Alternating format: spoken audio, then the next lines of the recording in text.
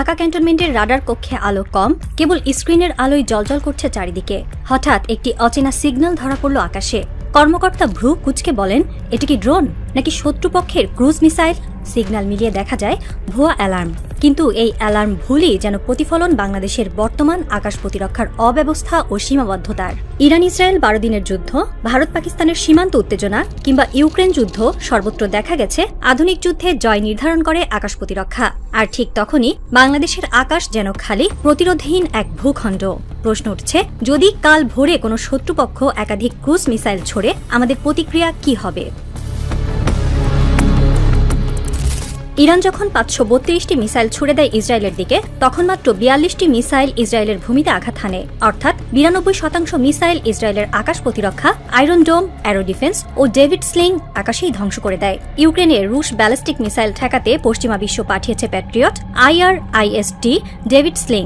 ভারতে গর্জে উঠেছে S-400 ও বারাক 8। আর বাংলাদেশ, আমাদের হাতে থাকা সবচেয়ে কার্যকর ভূপৃষ্ঠ থেকে আকাশে উৎক্ষেপণযোগ্য ক্ষেপণাস্ত্র হল 2011 সালে কেনা চীনের তৈরি FM-90। এটি উঁচু দিয়ে উড়ে যাওয়া বিমান, যা ড্রোন, হেলিকপ্টারের জন্য কার্যকর, কিন্তু উচ্চগতির ফাইটার জেট কিংবা দূরপাল্লার মিসাইল প্রতিহত করার মতো সক্ষমতা নেই। বাংলাদেশের হাতে থাকা আধুনিক রাডারগুলোর মধ্যে সবচেয়ে উল্লেখযোগ্য থ্যালাস গ্রাউন্ড মাস্টার 430M। এটি ফ্রান্সের তৈরি, 2025 সালে যুক্ত হয়েছে।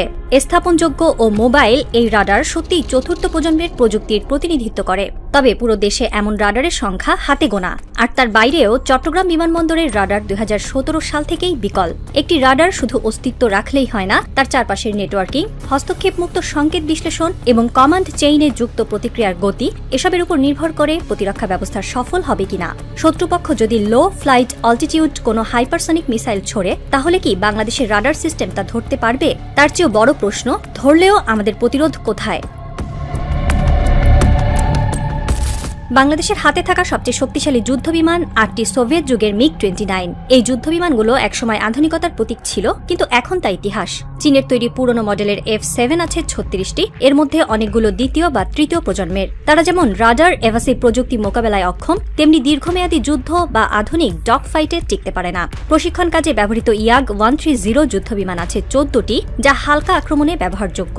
কিন্তু আধুনিক স্টেলথ ফাইটার, হাইপারসনিক মিসাইল কিংবা ইলেকট্রনিক ওয়ারফেয়ারের মুখোমুখি হলে এরা কার্যত অচল হয়ে পড়বে। বর্তমানে রাশিয়া, যুক্তরাষ্ট্র ও চীন পঞ্চম প্রজন্মের যুদ্ধবিমান নিয়মিত ব্যবহার করছে। দক্ষিণ কোরিয়া ও তুরস্কের মতো দেশও ছুঁয়ে ফেলেছে সেই সীমা। আর বাংলাদেশ এখনও চতুর্থ প্রজন্মে স্থবির। এমনকি আমাদের নিজস্ব যুদ্ধবিমান উৎপাদন প্রকল্প তো দূরে থাক, বেসরকারি পর্যায়ে গবেষণা উদ্যোগও নেই। ফলে আত্মনির্ভরশীলতার বদলে আমরা রয়ে গেছি সরবরাহ নির্ভর একটি বাহিনী হিসেবে। বাংলাদেশের ড্রোন বহরে আছে 44টি, এর মধ্যে 36টি স্লোভেনিয়ার তৈরি ভ্রামর C4I ও 6টি তুরস্কের বায়রাক্তার TV-2। এগুলো নজরদারিতে কার্যকর, তবে প্রতিরক্ষার জন্য সশস্ত্র ভ্যারিয়েন্ট খুব সীমিত। ড্রোন এখন যুদ্ধের নিয়ম বদলে দিয়েছে। ইউক্রেনের ড্রোন দিয়েই রাশিয়ার ট্যাঙ্ক ধ্বংস হয়েছে, গাজায় ড্রোন দিয়ে হামাস প্রতিরোধ করেছে ইসরায়েলের সেনাবাহিনীকে। ভারত ইতিমধ্যে ইসরায়েলের হার্পি এবং নিজেদের তৈরি রুস্তম 2 এবং সুইফট UCV ড্রোন দিয়ে সীমান্ত নজরদারি ও যুদ্ধ প্রস্তুতি উভয়েই আধিপত্য তৈরি করেছে। মিয়ানমার তাদের সীমান্তে চীনার সহায়তায় সশস্ত্র ড্রোন মোতায়েন করেছে, যেগুলো রোহিঙ্গা ক্যাম্পের আশেপাশে নজরদারির পাশাপাশি আক্রমণেও সক্ষম। বাংলাদেশ এই দুই দেশের মাঝখানে, কিন্তু আমাদের প্রতিরক্ষায় ড্রোনের ব্যবহার এখনও পর্যবেক্ষণ সীমিত। প্রতিপক্ষ যদি একযোগে সশস্ত্র ড্রোন হামলা চালায়, তখন শুধু নজরদারির ড্রোন দিয়ে প্রতিরোধ সম্ভব নয়। বিশেষজ্ঞরা বলছেন, আধুনিক যুদ্ধক্ষেত্রে সশস্ত্র ড্রোন হচ্ছে গেম চেঞ্জার। বাংলাদেশের মতো সীমিত জনবল ও বাজেটের দেশে এগুলোর চাহিদা আরও বেশি। কম খরচে উচ্চতর প্রতিরোধ গড়ে তুলতে হলে ড্রোন প্রযুক্তি ও নিজস্ব উৎপাদন ব্যবস্থা এখন জরুরি। না হলে আমরা শুধু প্রতিপক্ষের চোখে ওপেন এয়ার স্পেস হয়ে থাকব। বাংলাদেশের আকাশ প্রতিরক্ষা ব্যবস্থা অন্তত এমন হওয়া উচিত যাতে সমুদ্র সীমার 200 নটিক্যাল মাইল পর্যন্ত নজরদারি চালানো যায়। এটি শুধু ভূখণ্ড রক্ষা নয়, বরং দেশের অর্থনৈতিক ও কূটনৈতিক নিরাপত্তার জন্য অপরিহার্য। অবসরপ্রাপ্ত air vice marshal Mahmud Hossain একে আখ্যা দিয়েছেন স্ট্র্যাটেজিক ব্লাইন্ডনেস হিসেবে। তার মতে, এই দূরদর্শিতার অভাব আমাদের প্রস্তুতিকে শুধু দুর্বল করছে না, বরং ভবিষ্যতের সম্ভাব্য বিপর্যয়ের দিকে ঠেলে দিচ্ছে।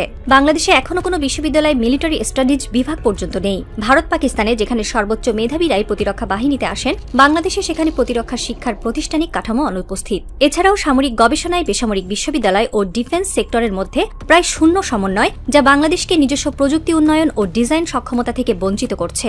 চীন, তুরস্ক এমনকি মিশর পর্যন্ত নিজস্ব ক্ষেপণাস্ত্র ও ড্রোন উৎপাদনে এগিয়ে গেছে। আমরা এখনও আমদানি নির্ভর। সাবেক কর্নেল মোহাম্মদ সোহেল রানা বলেন, ডিফেন্সিভ থাকতে হলেও শক্তিশালী হতে হয়। সেই শক্তি আসে গবেষণা, প্রযুক্তি এবং সুশৃঙ্খল বাজেট বন্টন থেকে, নট কেবল ইউনিফর্মের চাকচিক্য বা সামরিক কুচকাওয়াজ থেকে। আজ যে দেশটির 10 লক্ষাধিক স্কয়ার কিলোমিটার আকাশ সীমা, সেখানকার প্রতিরক্ষা বাজেটের বড় অংশ যদি শুধু গ্ল্যামারাইজেশন বা আমলাতান্ত্রিক প্রদর্শনীতে ব্যয় হয়, তবে আগামী যুদ্ধ বাস্তবেই হতে পারে একতরফা। ফৌজদারহাট সেনানিবাসের উপরে হঠাৎই এক অচেনা শব্দে কেঁপে ওঠে চারপাশ। কমান্ড কক্ষের স্ক্রিনে ভেসে ওঠে একটি দ্রুতগামী বস্তু, যার সংকেত মেলে না কোনো নথিভুক্ত বিমানের সঙ্গে। ঘুম চোখে কর্মকর্তারা দৌড়ে আসেন মনিটরের দিকে। একজন চিৎকার করে বলেন, এটি কি স্টেলথ ড্রোন নাকি ক্রুজ মিসাইল? তারপর মাত্র 3 মিনিটের মধ্যে জেগে ওঠে পুরো ঘাঁটি। ফৌজদারহাট, চট্টগ্রাম ও কক্সবাজারে থাকা প্রতিরক্ষা ইউনিটে পাঠানো হয় লাল সংকেত, আকাশে অজানা অনুপ্রবেশ, প্রস্তুত থাকুন। ঢাকার প্রতিরক্ষা মন্ত্রণালয়ের কনফারেন্স রুমে আলো জ্বলে ওঠে।